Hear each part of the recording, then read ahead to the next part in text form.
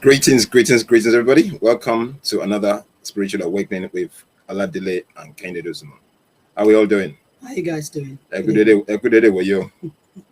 Okay, today's topic is about unity. Why is Africans not united? Why are we Africans not united?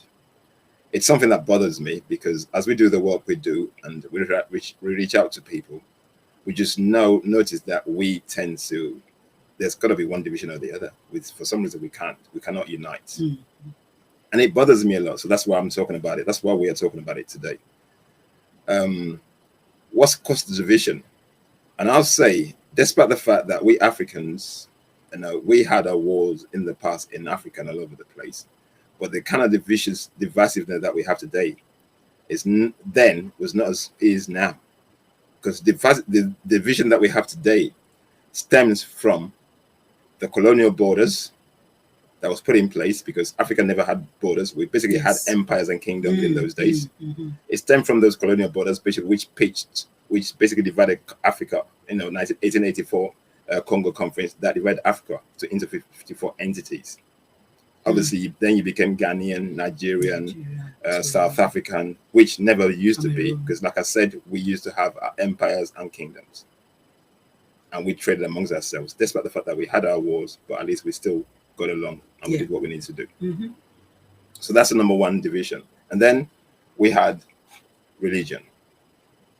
Religion is basically the number one. This is the one we're going to focus on the most. Religion is basically the biggest division in Africa today. Because what it basically does, it basically pitches you against each other, which says that your religion is the only way to heaven, and that religion is the only way to heaven. Straight away there, what it does is, if you don't see what I see, it creates division. Straight away. And then you have politics. Okay? Democracy that the white man has brought to Africa causes division because it pits one person against the other. Your politics, my politics, there's a division there. And then there is tribalism as well. Through the borders comes tribalism, because basically this is basically where the Tutsi and Hutsi war happened in the Rwandan war, the war in Rwanda. That's basically how that started, where the colonizers are telling a minority, basically saying that a minority people are the rulers over the majority people. And this is basically what they've done all over the continent. So what am I saying? African division, it stems from colonization. It stems from colonialism.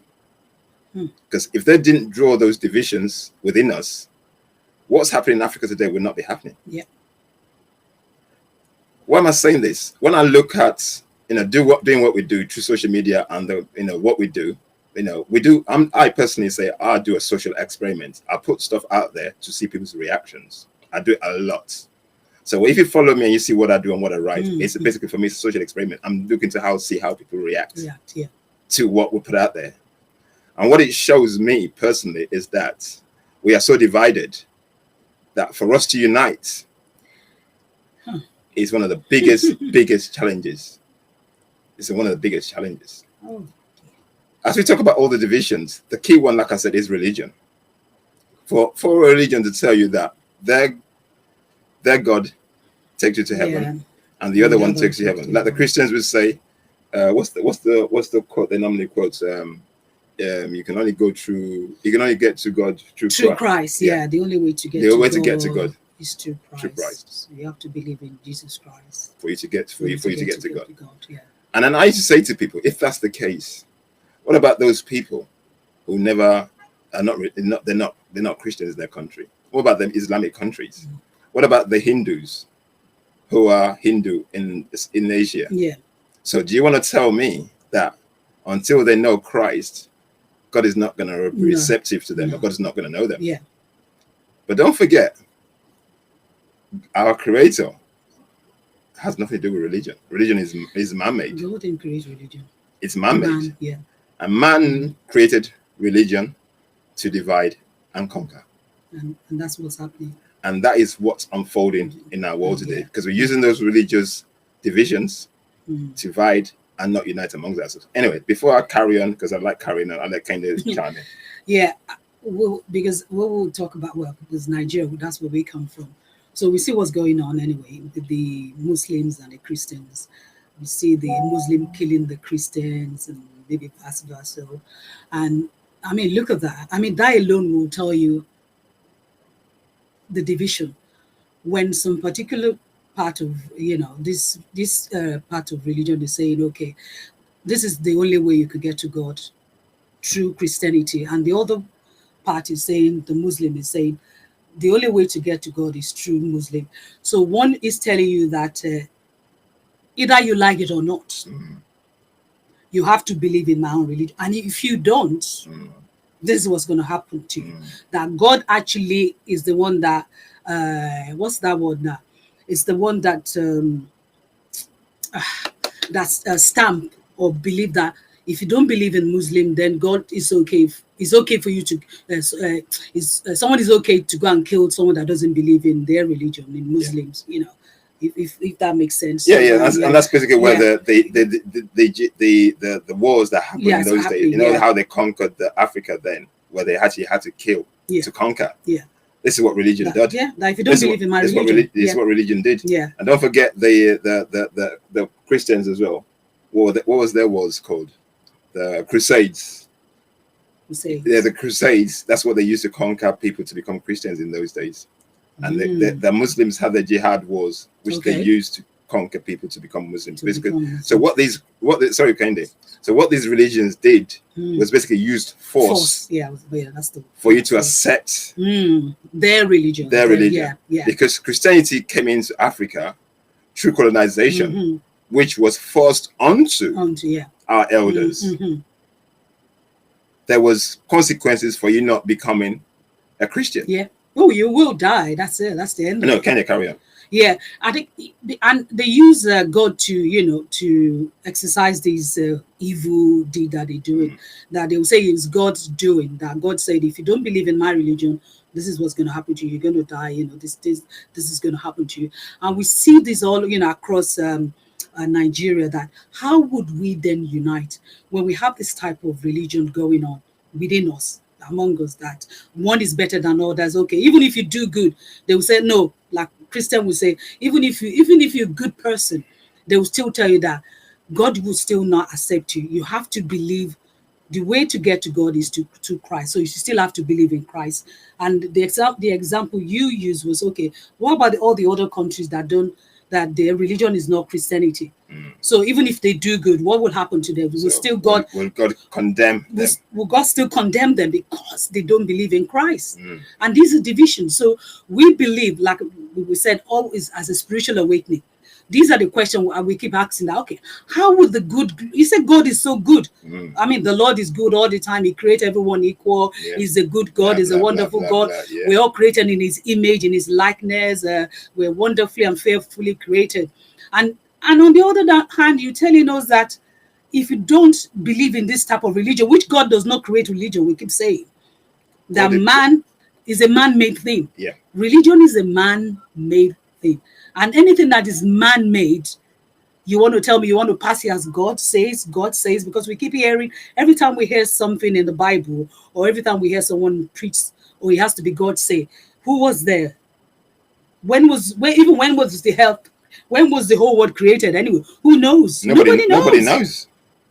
Nobody knows. We were guessing that the first human being on earth was maybe almost 1 million years ago. So then someone came 2,000 years ago and tell us that, okay, this is the creation. This is the creation.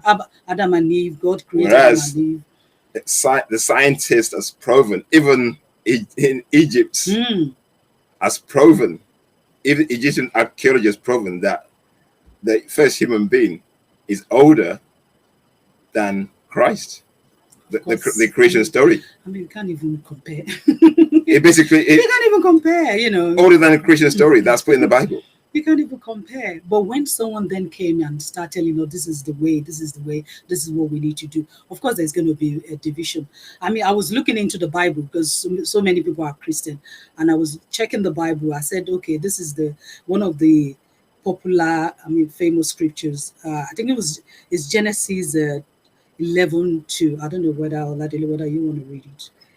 I don't know, is it 2 first? Yeah, the Tower, the Tower of Babylon. Maybe 1 to 11, or you can skip. That's too long. Just summarize it. I think, okay, I want to, because I want people to hear the feel of, maybe to understand where we're coming from. And it says, now the whole world had one language and a common speech. As people moved because I can't see it eastward, properly. they found a plain in similar and settled there. They said to each other, come, let's make bricks and break them thoroughly. Okay. They used brick instead of stone, tar for mortar. Then they said, come, let us build ourselves a city with a tower that reaches to the heavens, so that we may make a name for ourselves. Otherwise, we will be scattered over the face of the whole earth. Okay. But the Lord came down to see the city and the tower the people were building. The Lord said, if as one people speaking the same language, they have begun to do this, then nothing they plan to do will be impossible for them. That's it. Yeah. Imagine, okay, these people they came together, and what did they do? In one unit, in one accord, in unity, in one accord. They built this tower. Apparently, that's a story that we heard. And they wanted to actually reach heaven. But God then said, no, you're not going to reach heaven. But what we're trying to take out of this story is that when we come together as one, as people, as a united people, there's nothing that we cannot do. And what was said there is they were speaking what? One language. One language, yeah. So they understand each other. We didn't know whether that's true. We're just reading what the Bible say. But what we're getting from there is the unity that these people have. That unity allows them to come together and build this tower. So as we unite together as people, there's nothing we cannot do.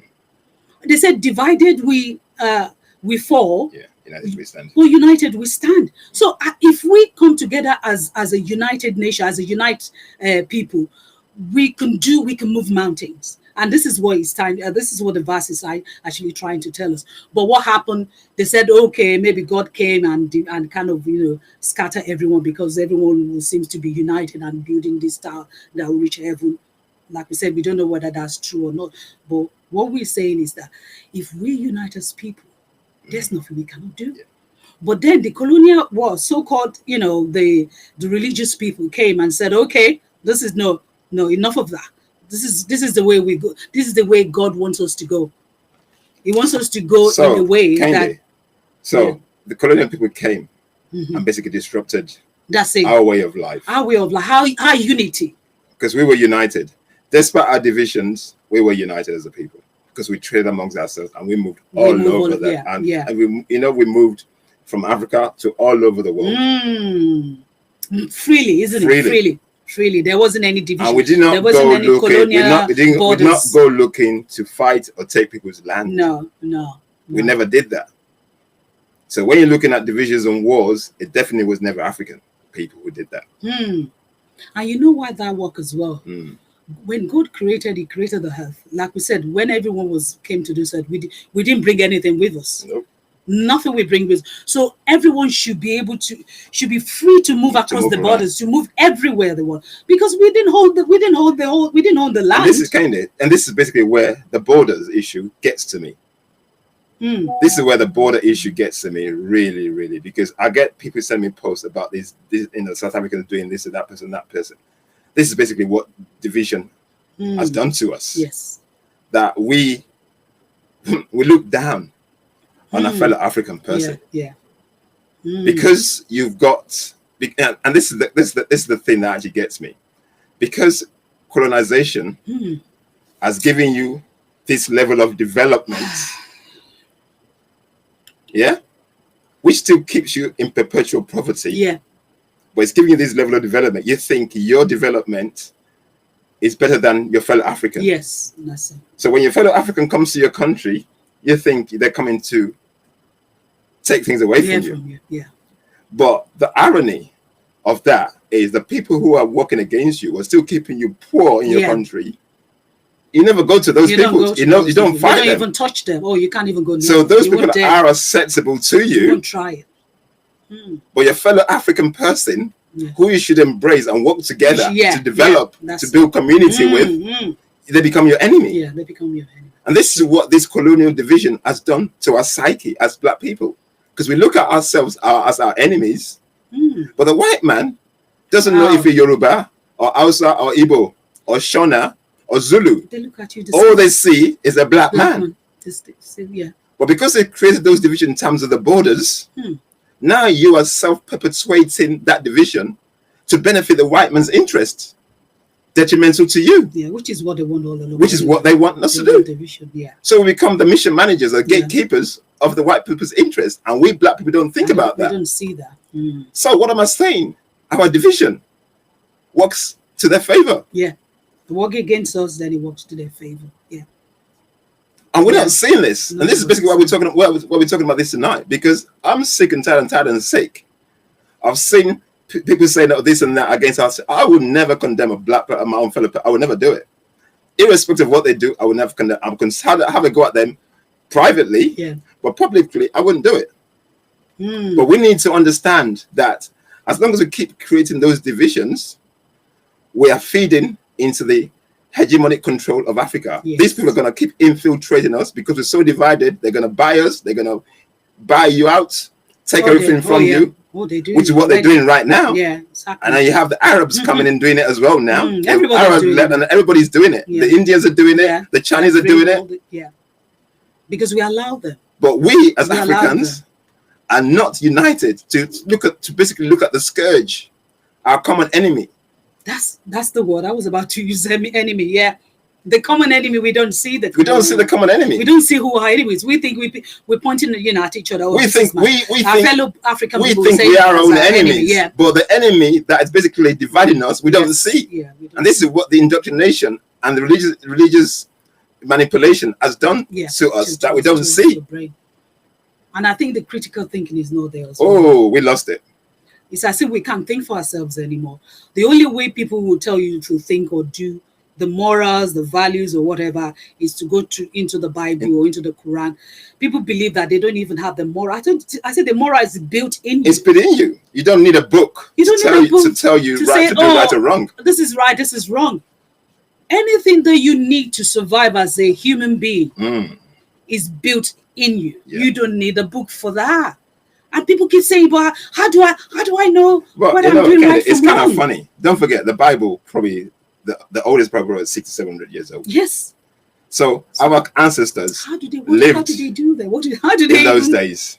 How did they cope without the Bible? Without the Bible, they knew their right from they're wrong. wrong. And if you even look back, the kind of level of atrocities that's being committed in Africa today. We never had that back then because we had our checks and balances. We had an African checks and balances. That if you dare do something that's not right, you will know what is going to happen. You know what's going to happen to you. So you wouldn't even dare. You won't try it. The moment we embraced these so-called man-made religions, there was no more consequences for bad action. Everybody's getting away with all you got to do is swear on the Bible or swear on the Quran, and then all is well. And nothing happens to you. Someone will kill. They will swear, on the Bible, I don't kill, and that's it. But in those days, leave judgment to God. That God will judge. And the killing is going on every single day. The atrocity, rape, whatever you want to call it, is going on every day. But people are saying that the only way you could receive judgment is through God. I said, we are the judge, we are the jury. We are God. We are God. I used to say to you, I said, okay, if that's the case, then we don't need judge. We don't need to go to court. We don't even need prison then. Everybody could just do whatever they want to do, and we will leave it to God. If someone kill, leave it to God. Someone rape, leave it to God. So people are not thinking. There's no critical thinking anymore. So I think that's the major problem of blacks now. We don't think for ourselves anymore. Other people is thinking for us. If religion is thinking for you, that means you lost yourself. You lost yourself, You have because for you to go to have to go in a book to refer to somebody before you even talk to somebody, it actually gets up my nose. It's just painful. Now God has given you this brain, and all the knowledge that you need is in you to actually respond to situations around you, because God has given you everything you need to survive in this world. And then for you to go in a book to know how to react to deal with something, it's insane. It's insane. Because bear in mind, a little kid that doesn't know nothing. If they do something, they know. And they know how to lie, and they know they're lying. And this basically tells you that this is inbuilt, this left, right, and wrong is already built in you. Because they have no access to the Bible, they can't read the Bible, but they know these things. You just choose to want to do whatever you want. Because your spirituality is already built in you. And then the division is caused because we have to look along these things to basically make our minds up in terms of how we deal with things. Yes. We have to look along the political lines before we do something. That's division. You have to be. I know there's a tit for tat that's going on between Nigeria and Ghana right now. Hi. You know how stupid that is. Sad. Do you know who's benefiting from that? The white man, the Lebanese, the Indians, the Chinese, but not Africa.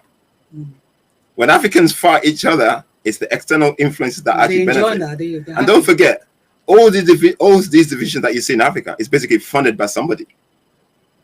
The moment they see us uniting or being cohesive in doing something, they're always going to throw fire in the works. Yes. You're going to see something happen. Ghana is doing so well right now. You can see what's going on there right now. Basically, you can see some kind of infiltration going on. Whether it's something happening that's good, you can see. Even Ibrahim Traore in Burkina Faso. You see what's going on in that country. You can see how many times that guy's been tried to kill this guy. Wow. It's been uncountable, probably 17, 18 times. It's had so many attempts as in his life. Wow. My African brothers and sisters, we African people are not our own enemies, but we create an enmity amongst ourselves. The people that we should be focusing on, it's not ourselves, but the people who are coming into our continent to steal from us. And they're using us to fight ourselves. As now the saying, the Yoruba saying, "Oni biku ile ole pani, today ole pani." What does that mean? It basically means if the enemy from inside, if the enemy with the inside don't hurt us, the outside can never hurt us. And unfortunately, that's the problem, because we're one worst enemy. Yeah, we are. We open doors for people to come in, because we keep opening doors for the enemy to come. Why are we opening doors? It's greed. It's greed. Capitalism is greed. Capitalism is greed. It basically is about I better pass my neighbor. Me. I have to have I have to have all these things, and basically you have to be relevant in a capitalist system. Yes, that's true. Consequently, you're gonna throw your mother or father under the bus. For you to get those trinkets and mirrors in the capitalist system. Yes, that's so and true. I've always said this: before capitalism, Africa had abundance. Africa had abundance. We never lacked nothing. Think about that. We never lacked. They said nobody go to bed hungry. Nobody went to bed hungry. We had everything we needed. When capitalism came in, capitalism and economia means lack. So they had to create a lack economy. So for people to want things that they created for you to have that you never thought you needed in the first place. Like we mentioned last week, that they create there's the poor and the rich. Yeah. So that's created as well. Yeah. Either you guys like it or not. Yeah. Nobody should be poor. Nope. There's enough for everyone. Yeah. On this world, because God has the Lord, the Creator, has created. He's given us abundance. We live in abundance. We live in an abundant world that we don't need. There shouldn't be anyone that is poor or homeless or whatever you want to call it. But because the societal norm, the world that we're living in, want to have control over everything. So then you create poor. You okay, guys. In conclusion, and we're going to carry on talking this because it's interesting. In conclusion, we need to unite together to fight the common enemy, and our enemies are the external people, the Chinese, the Caucasians, the Lebanese, the Indians. And I'm not creating a division, but the thing is that they're the ones that benefiting from our continent. We're not. No. So the moment we unite and build together within and let Ubuntu manifest, I am because you are, you are because I am, then it's game over. Kende. Yeah, my final say is, like we said, the moment you come into your social spiritual awareness, what happens is you your critical thinking just kicks in. And You see what you don't see before. I mean, we didn't get here overnight. Let's be honest as well. Yeah. It took us a while to to then to start questioning things. And like we said, the more you question, the more the answer is revealed to you. Yes. So what we're saying is unity. This is what we need. This is what Africans need. Unity. If we unite, there's nothing we cannot do. Yeah. We could conquer. Even we can conquer the whole world. Absolutely. With our unity. Thank you. Okay. Thanks, guys. Thanks for watching. Thanks for listening. And we'll see.